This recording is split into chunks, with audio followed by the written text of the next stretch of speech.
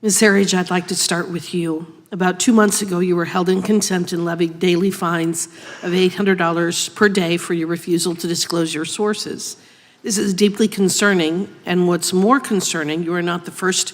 In an article related to your case, the Washington Post reported how in 2005, 5 national reporters were held in contempt and levied fines of $500 per day.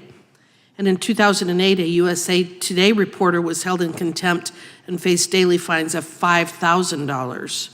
All of these instances where reporters upheld their journalistic integrity and protected their sources to ensure good reporting for the American people, only to face rebuke and heavy-handed enforcement by the courts, which are intended to protect the First Amendment. Ms. Herridge, how fundamental to reporting is the protection of your sources? Congresswoman, I have not lost a night's sleep about my decision to protect my confidential sources. That is the core of who I am as a journalist. I am facing contempt fines because I am upholding the most basic principle of journalism. If you cannot offer a source a promise of confidentiality as a journalist, your toolbox is empty.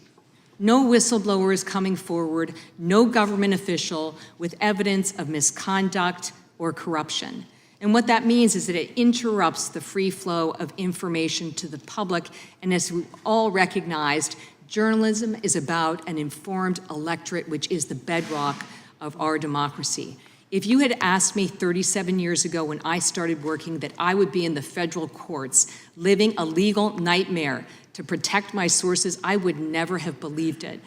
I told you a story about my son. I'd like to finish it. At the end of the conversation, he said, "Mom, you do what it takes. I've got your back." And I thought, if a teenager understands how sacred this pledge is for every journalist, certainly Congress can pass the Press Act and codify these guarantees that will prevent cases like mine in the future. Thank you for that. Do you think that the heavy-handed nature of these fines is to compel quick disclosure of sources and not give reporters a choice, a similar choice the way that you've exercised yours? Congressman, just ask yourself, how many journalists can withstand fines, in my case, of $800 a day? Mine's being stayed pending the appeal. In another case you cited, it was $5,000 a day. These fines are designed that you have to disclose your sources. You have to burn them. And in a marketplace where we have this explosion in independent journalism and smaller outfits, they cannot withstand these fines. They cannot mount a costly and vigorous legal defense of the First Amendment. That is why I think this is such a dangerous time and why the Press Act can codify these guarantees, and it can happen with a very strong, in fact, the strongest bipartisan message about the importance of the freedom of the press. Well, it doesn't just apply in your industry. We have other agencies, and I think that it's a sign of a tyrannical government when we give them the ability to levy fines like this. And an example that I will use is that the EPA has the authority to levy fines of $59,000 a day. And they do so, and that's how they will force people into settlements and consent decrees, even if they are not necessarily guilty. But they cannot withstand the pressure that they bring to bear when you have a government that has that kind of authority. So I think that it applies in the First Amendment context with our journalists, but I think it's a bigger issue that we as Congress need to address across the board, because again, I will use the word, it results in tyranny when you give agencies or officials that kind of authority. One thing that has been mentioned is that 32 states and Washington, D.C. have shield laws. However, not all states do, and there is no federal shield law, as each of you have described.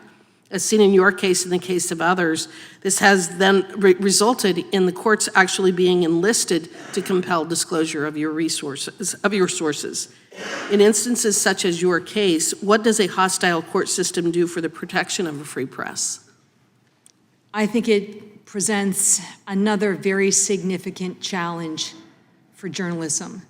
As my colleague Sharyl Attkisson said, when you are working with a whistleblower or you're working with a government source who has access to real information, and what I mean is information that is so important to get to the public so they can make up their own minds, especially about controversial issues. If you can't offer that assurance, nobody's playing ball with you. And as a journalist, you are always asking yourself, I think, in the marketplace where we are today, what kind of assurances can I provide? Can I go to the mat for this person? I've always believed that I'm willing to go to the mat. I think I've shown that in this contempt case. But not everyone is going to be able to have that opportunity. Well, I thank you. I thank you for your bravery. I thank you for what you've been willing to expose. And I thank you all for being willing to stand up to the tyranny that we're seeing in the attack on the First Amendment. It is critical for the freedom of every single person in this room. So thank you. And with that, I yield back.